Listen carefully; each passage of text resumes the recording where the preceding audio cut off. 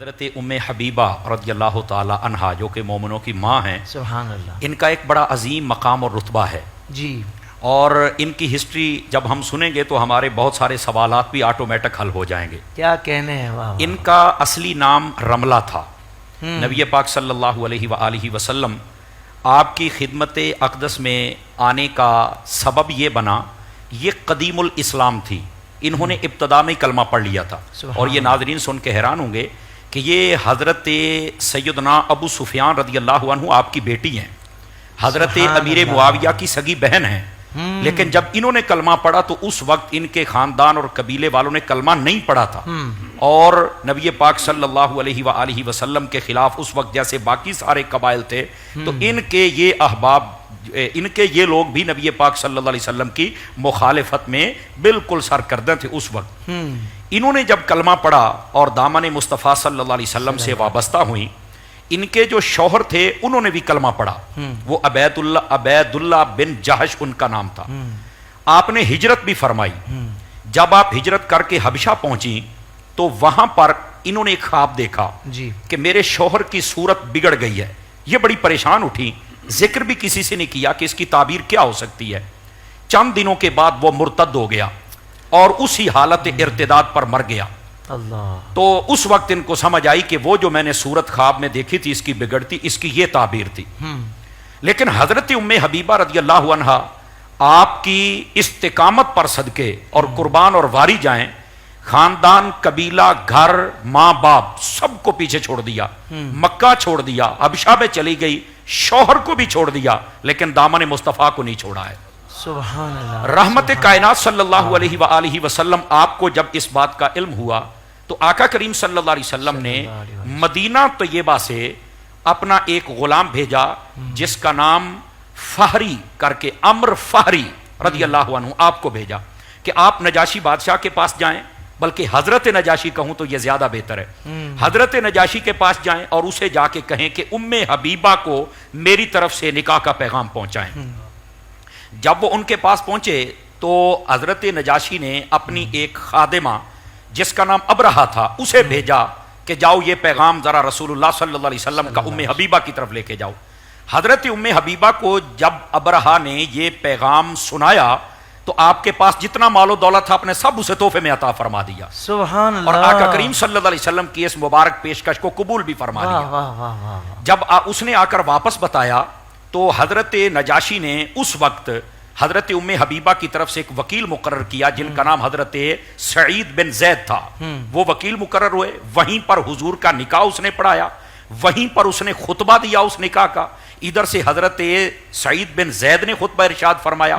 400 درہم حق مہر متعین ہوا، اس نے وہ بھی ادا کر دیا، نبی پاک علیہ السلام کا وہاں ولیمہ بھی کر دیا اس نے،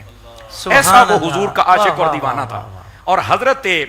شرجیل بن حسنہ اور بعض شرحبیل بن حسنہ پڑھتے ہیں، دونوں نام میں نے احتیاطاً پڑھ دیے، ان کے ساتھ اس نجاشی نے، حضرت نجاشی نے حضرت ام حبیبہ کو نبی پاک صلی اللہ علیہ وسلم کی خدمت اقدس میں مدینہ شریف کے لیے روانہ فرما دیا۔ صحیح، جب آپ مدینہ طیبہ میں تشریف لائیں تو آقا کریم صلی اللہ علیہ وسلم نے اپنے حرم اقدس میں آپ کو جگہ عطا فرمائی، تو ظاہر سی بات ہے پہلے وہ عام عورت تھیں، اب کل کائنات کے ایمان والوں کی ماں بن چکی ہیں۔ اللہ رب العزت نے اتنی مصائب اور تکلیفیں برداشت کی تو میرے رب نے رتبہ بھی کیسا عظیم عطا فرمایا۔ انہوں نے حضور سے اس درجہ کی محبت فرمائی کہ ان کا باپ جناب ابو سفیان ابھی کلمہ نہیں پڑھا تھا، یہ مدینہ طیبہ میں آئے، ایک صلح تھی اس کی تجدید کے لیے، تو پیغام بھیجا کہ میں اپنی بیٹی کو مل سکتا ہوں، تو آپ نے فرمایا بالکل آپ مل سکتے ہیں۔ جب یہ گھر گئے نا تو حال چال پوچھنے کے بعد کہنے لگے بیٹی مجھے یہ نہیں کہو گے کہ میں بیٹھ جاؤں؟ تو کہا بیٹھ سکتے ہیں آپ۔ تو جہاں پر آقا کریم صلی اللہ علیہ وسلم کا بستر اقدس تھا جہاں وہاں بیٹھنے لگے تو حضرت ام حبیبہ نے جلدی سے آگے بڑھ کر آپ نہیں بیٹھ سکتے اور بستر لپیٹ دیا، فرمایا اب بیٹھیے۔ تو باپ کہنے لگا بیٹی یہ کیا بات ہے، یہ جو آپ نے لفظ بتائے میں وہی بتا رہا ہوں۔ آپ نے کہا کہ ابھی آپ اس لائق نہیں ہوئے، کیوں؟ اس لیے کہ جو مشرک ہوتا ہے وہ نجس و ناپاک ہوتا ہے، حضور کا بستر انور یہ پاک ہے، آپ اس پر بیٹھ ہی نہیں سکتے۔ اپنے باپ کو یہ کہہ دیا کہ آپ یہاں پر نہیں بیٹھ سکتے ہو۔ تو اس وقت جناب ابو سفیان نے بھی کہا کہ یہ تم نے میرے ساتھ کیا سلیقہ اور رویہ رکھا ہے؟ اس نے کہا رویے اسی کے ساتھ رکھیں گے جو مصطفیٰ کے ساتھ اپنا رویہ رکھے گا۔ بیٹی نے یہاں تک فرما دیا۔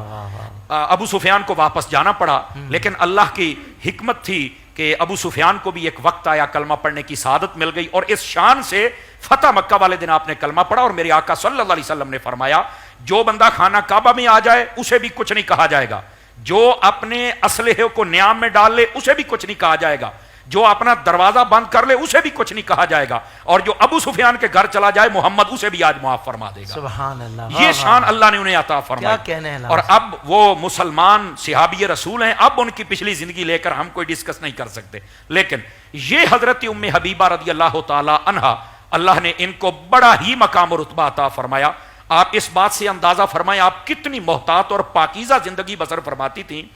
آقا کریم علیہ السلام نے ایک مرتبہ فرمایا کہ جو دن میں 12 رکعات نماز پڑھے اس کا اللہ تعالیٰ جنت میں محل بنا دیتا ہے۔ حضرت ام حبیبہ نے اپنی ساری زندگی وہ 12 رکعتیں پڑھنا نہیں چھوڑی تھی، اس لیے کہ میرے حبیب نے فرمایا ہے۔ اور دوسری آپ کی شان یہ ہے، حضرت ام حبیبہ رضی اللہ تعالی عنہا جب آپ کا وقت اخیر آیا تو آپ نے دیگر ام المومنین ان کو اپنے پاس طلب فرمایا، اور طلب فرما کے ایک بڑی خوبصورت بات کہی، فرمایا دیکھو ہم سونکنے تھیں، ہم میں سے کوئی ایسی بات ہو گئی ہوگی، لیکن میں اللہ کے لیے اپنے حق تمہیں معاف کرتی ہے، تم بھی معاف کر دو۔ اس وقت حضرت سیدتنا اما عائشہ صدیقہ نے فرمایا تھا اے ام حبیبہ تم نے ہمیں خوش کیا ہے، اللہ تمہیں خوش کر دے۔ سبحان اللہ۔ آپ کی مدینہ شریف کے اندر اور ایک روایت ملک شام کے اندر آپ کی وفات ہوئی، آپ نے پردہ فرمایا، اللہ تعالیٰ کی ان پر رحمت ہو اور ان کے صدقے میں ہماری مغفرت ہو۔ واہ واہ واہ۔